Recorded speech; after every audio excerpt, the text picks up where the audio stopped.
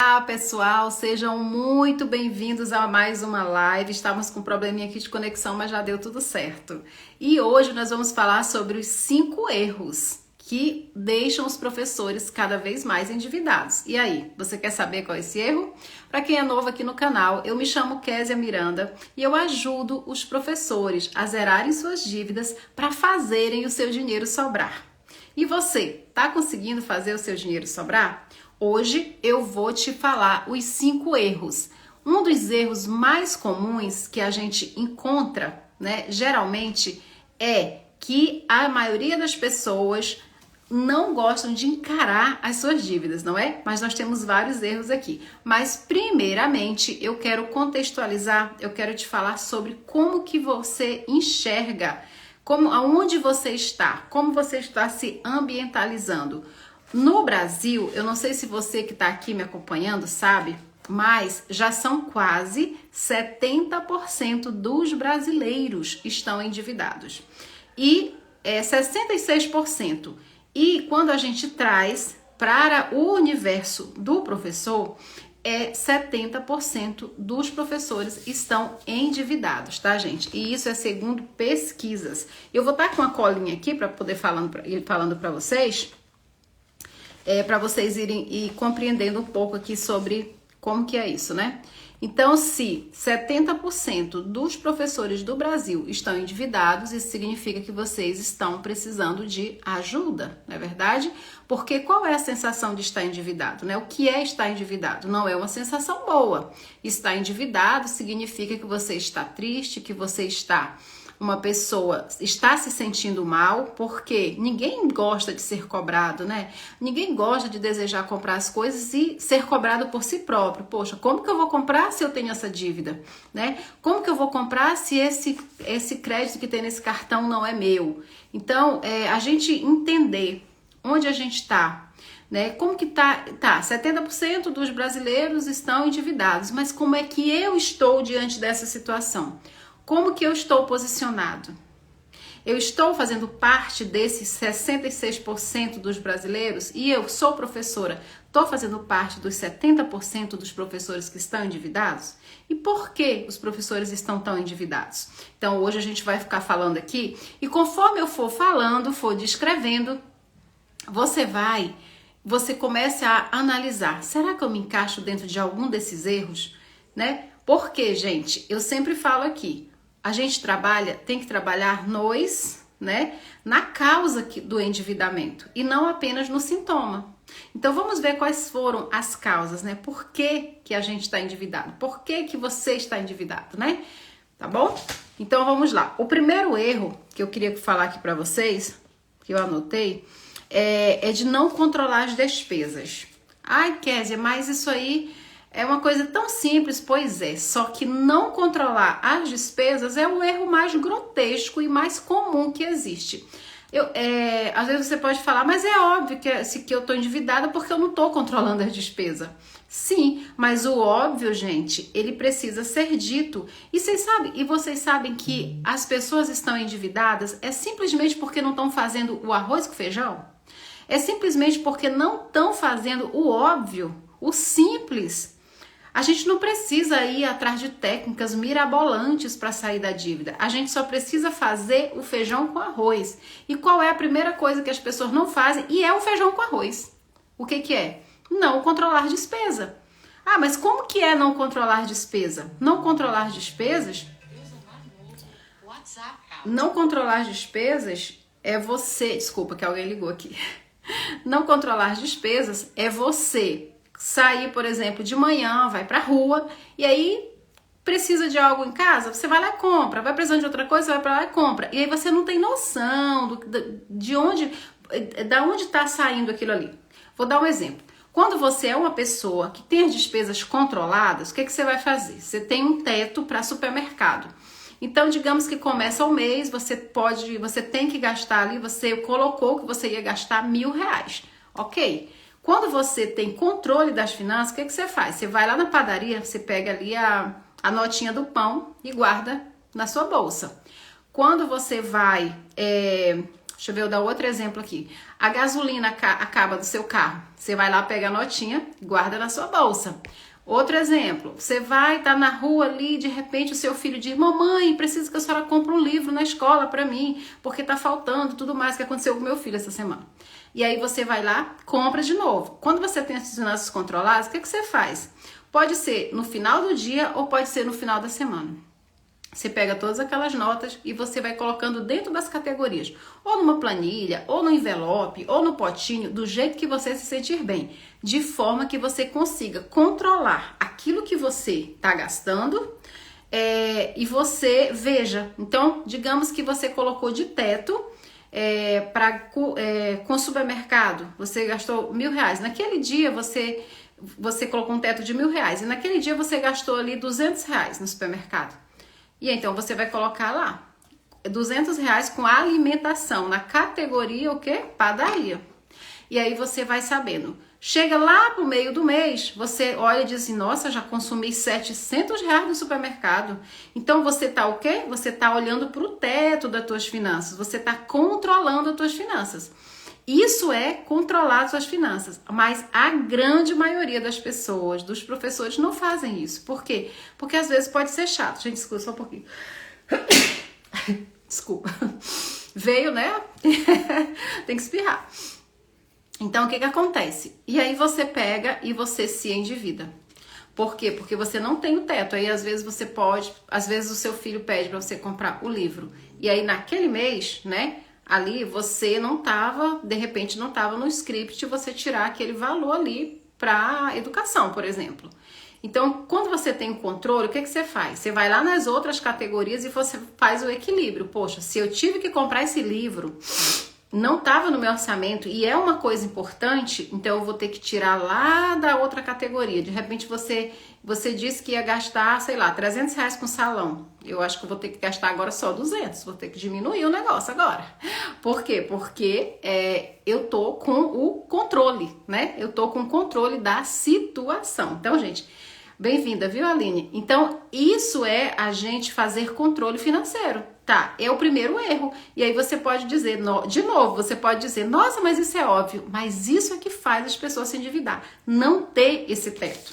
Agora eu vou falar o segundo erro, que é muito comum, é fazer empréstimo. Gente, isso é muito comum, principalmente entre os professores.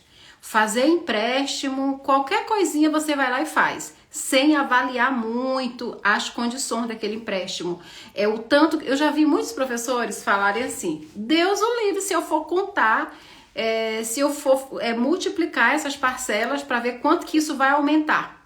Se eu fizer isso, eu nem durmo de noite, porque eu pego um empréstimo, sei lá, de 5 mil, eu sei que eu vou pagar 10, então eu não faço nem as contas, gente. Isso é o pior erro que tem.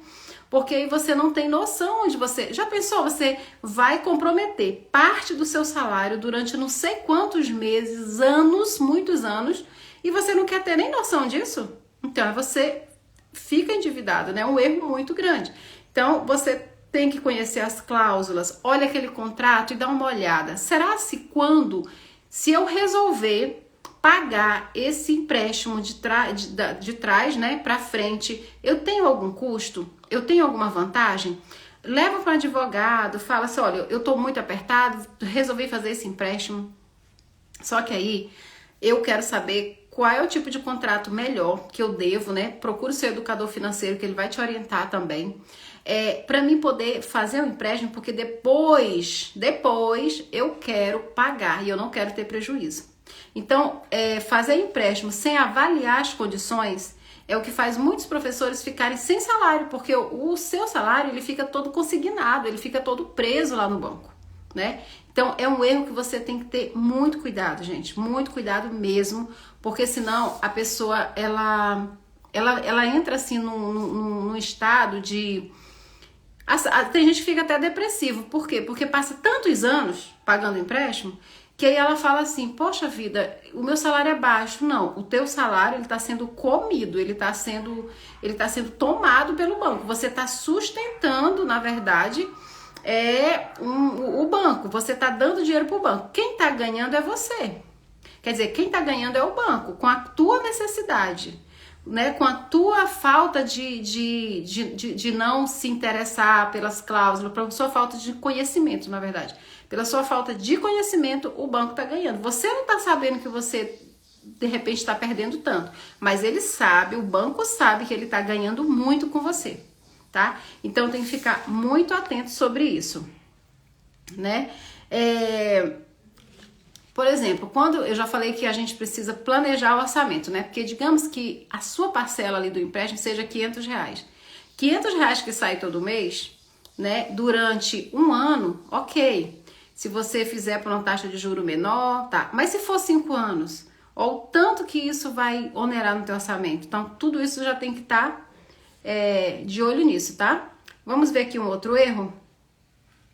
Um outro erro aqui é usar o cartão de crédito de forma inadequada. Gente, quem é que nunca usou um cartão de crédito, por mais que ele saiba que aquele limite ali é o cartão que está oferecendo, mas quando você vai utilizar o cartão de crédito, a sensação é que aquele crédito é seu. Quem nunca passou por isso? Eu mesmo já passei por isso várias vezes. Uso o cartão de crédito como se aquele crédito fosse meu. E aí, afinal de contas, né, a pessoa começa a falar, mas eu vou comprar parcelado, então vai caber no meu orçamento. No começo ele cabe no orçamento, só que depois ele não cabe. E aí, junta com a falta de organização, com a falta de você não saber o teu teto, junta com a falta de você não ter noção do quanto você está devendo, e aí isso vira uma bola de neve. Então, usar o cartão de crédito, gente, olha, cartão de crédito, ele é um perfume, aliás, eu li perfume aqui, errei. Ele é uma bênção, mas quem usa com estratégia. Por exemplo, eu uso com estratégia. Eu pego, por exemplo, um cartão de crédito e pago as minhas contas do mês. Se eu gastei 5 mil ali no mês e eu pago as minhas contas do mês, eu vou ganhar muitos pontos ali. Né? Dependendo da pontuação do cartão de crédito, se for 1 ponto para cada real gasto, são 5 mil pontos que eu ganho. Com 5 mil pontos, às vezes eu consigo comprar um trecho de passagem aérea. Então, usar o cartão de crédito com estratégia, não para ele te endividar, mas para você se desendividar. Em vez de comprar uma passagem parcelada, você usa os pontos para comprar a passagem. Aí sim, o cartão de crédito ele é benéfico, tá? Mas da forma que a maioria das pessoas utilizam como se fosse seu, ele vira, na verdade, um problema, uma dor de cabeça, ele vira uma preocupação. E, gente, essa questão de dívida é muito mais do que dever. É uma questão de saúde mental, é uma questão de bem-estar.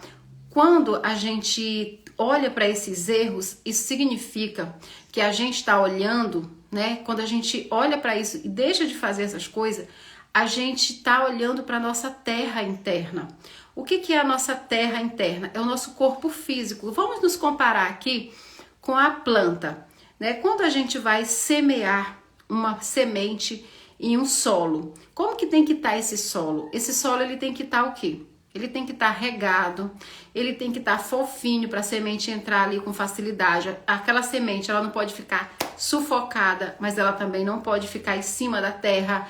Tem que ter todo o equilíbrio ali para que aquela semente ela se desenvolva. Da mesma forma é a nossa vida financeira. A gente tem que estar com todo o nosso terreno, a gente tem que estar ali com as contas, a gente tem que ter noção de que tipo de semente a gente está distribuindo ali na nossa vida financeira para não crescer um problema. Porque se a gente não coloca teto, se a gente não faz uma organização nesse solo da nossa vida, a gente não vai conseguir colher boas coisas. Por quê? Porque nós temos que fazer um alicerce melhor. Usar o cartão de crédito sem consciência é porque você não cuidou dessa terra, você não viu o teu ambiente. Esse ambiente é propício para mim utilizar o cartão? Né? Se eu utilizar, eu não vou sentir problema depois, eu não vou ter dor de cabeça. Como que eu vou usar uma coisa que não é minha? Não é? Então tudo isso é para você observar. Aí eu vou colocar um outro erro aqui. Não investir em capacitação financeira. Olha só, nós não tivemos, né, educação financeira no Brasil. Ponto. Não tivemos. Fomos para a escola, aprendemos a nos alfabetizamos, aprendemos a ler, aprendemos a escrever, foi ensinado pra gente um monte de fórmulas, um monte de fórmulas matemáticas. Eu nunca fui amante de matemática, então tinha coisas que eu não entendia.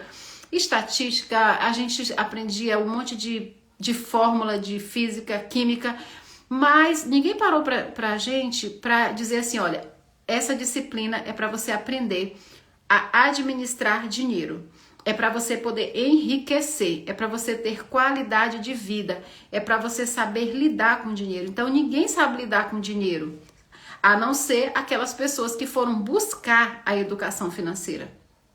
Né? No meu caso, eu sou pedagoga, sou professora, mas o que eu fui fazer? Fui fazer uma pós-graduação em educação financeira para me poder compreender, né, os princípios de uma boa educação de qualidade, para me poder estar ajudando vocês. Eu fui contribuir com você, eu fui buscar essas informações, essas contribuições na faculdade para poder eu estar aqui trazendo para vocês. Né? Por quê? Porque a gente não teve educação financeira na escola, tá? Deixa eu ver outra coisa que eu anotei aqui para colocar para vocês. Quando a gente estuda, né? Quando a gente tem educação financeira, o que a gente faz? A gente aprende a investir. E como que a gente aprende a investir, Kézia? Como que se eu estou endividada eu vou pensar em investir? Quando eu falo em investir, é investir para você sair da dívida. Né, você aprende como que você começa, né? Começa a cuidar desse teu terreno, dessa tua terra, né? Como que a gente vai fazer? A gente vai arar ali a terra, a situação tá ali, semente tá ali para ser plantada, e aí você precisa cuidar daquele ambiente ali. Cuidou daquele ambiente, você tem que ver qual a semente que você plantou. No caso, quando a pessoa está endividada, a primeira semente que deve ser plantada é a semente da consciência, né? Onde eu estou, eu vou me conscientizar, né, do que eu preciso fazer. Para mim, eu tenho que me conscientizar da importância, o para que eu estou nesse plano de sair das dívidas, né? O que me motiva, o que me leva a sair das dívidas? Quais são as motivações? O que faz com que eu queira sair, né? Depois que você tem isso claro, né? Do que te motiva, o que faz você sair das dívidas, aí você começa a executar esse plano. Qual é esse plano? A gente começa primeiro, né? O segundo passo, no caso, é ver como que tá esses teus costumes, né? Como que você tá lidando com essa situação que você tá vivendo. Eu tô sentindo dor de cabeça, eu não tô dormindo de noite. Aí a gente vai cuidar o quê? Das tuas emoções, né? Como que você tá se sentindo ruim porque você tá sendo, de repente, estão te chamando de caloteiro, estão te julgando, como que você tá? Então a gente vai cuidar dessas emoções, para que você possa começar a negociar esse cartão que está atrasado, começar a negociar esse empréstimo, mas antes precisa passar por esse passo, né, que é você cuidar dessa pessoa, né, que é a pessoa que vai lidar com essas contas. Então a gente tem que se autocuidar primeiro, então a gente tem que entender que precisa disso, tá? E isso, né, é mentalidade, né, é mudar a mentalidade, né, ter educação financeira. E aí, quais são as soluções, né, que a gente tem aqui para você que comete esses 5 erros, né? Quais são esses 5 erros? Vamos recapitular os 5 erros. Não controlar despesas, anotei aqui, fazer empréstimo sem avaliar as condições, não planejar o orçamento, usar cartão de crédito de forma inadequada, não investir em capacitação financeira, tá? E esses são os 5 erros, né? E os benefícios de você aprender, de você superar essa dificuldade, é que você vai começar a viver de verdade, porque a educação financeira, gente, parece um pouco contraditório o que eu vou falar aqui, mas ela não é sobre dinheiro. A verdadeira educação financeira, ela é sobre a vida, ela é sobre respirar, ela é sobre bons relacionamentos, ela é sobre tudo, sobre as nossas emoções, sobre o nosso bem-estar. Isso sim a educação financeira, o maior benefício dela é para isso, é para você se sentir pertencente, é para você sentir que você manda no dinheiro, é para você não se sentir mandado pelo dinheiro, mas você dominar o dinheiro. A educação financeira é para você poder escolher o que você pode comprar com consciência e não as pessoas fazerem você comprar sem consciência. A educação financeira é fazer você olhar para o seu suor e você dizer assim: eu vou comprar isso daqui, eu mereço comprar isso daqui, isso que eu vou comprar está dentro do meu teto que eu preciso. Eu sei que se eu for fazer essa viagem é porque ela estava dentro de um planejamento de sonhos, porque a gente faz um planejamento de sonhos, planejamento de organização de reserva financeira, o planejamento de reserva de emergência. Tudo isso acontece dentro de uma educação financeira, de um plano de educação financeira estruturado. Inclusive, eu quero acrescentar aqui para vocês que no dia 13 de abril eu vou apresentar para vocês o meu método que fez com que eu melhorasse, que eu saísse do endividamento. Eu vou mostrar esse meu método, tá? Dia 13, às 20 horas, e vocês estão todos convidados, mas eu vou estar sempre fazendo live, essa é a primeira live de aquecimento para esse evento, e aí eu gostaria que vocês participassem para vocês conhecer o meu método, que é o método PSD, Professores Sem Dívidas. E nesse método eu vou explicar como que a gente faz, qual o caminho que um professor pode percorrer para que ele saia desse endividamento, tá bom? E por hoje eu gostaria que vocês comentassem, colocassem aqui as perguntas de vocês, falassem sobre as dúvidas, sobre o que vocês desejam saber, que aí eu já vai melhorar ainda mais para no dia do evento eu já estar passando isso para vocês, tá bom? Então hoje era isso que eu queria falar para vocês evitarem, para vocês verem que esses erros são muito comuns. E aí fala aqui para mim, algum desses erros você faz? Você usa cartão de crédito sem consciência? Você não controla suas finanças? Tem descontrole financeiro? Não anota nada? Quais desses erros aqui, quantos desses erros você é contemplado? Você faz apenas 1, 2, como que é? Conta aqui pra mim que eu gostaria de saber, para eu poder saber como que tá os meus clientes, né? Como é que tá os meus seguidores, como que eles estão se comportando em relação às finanças. E em relação a isso é o que eu tenho para dizer, e vamos, bora, porque professor pode. Bora pra frente porque professor pode.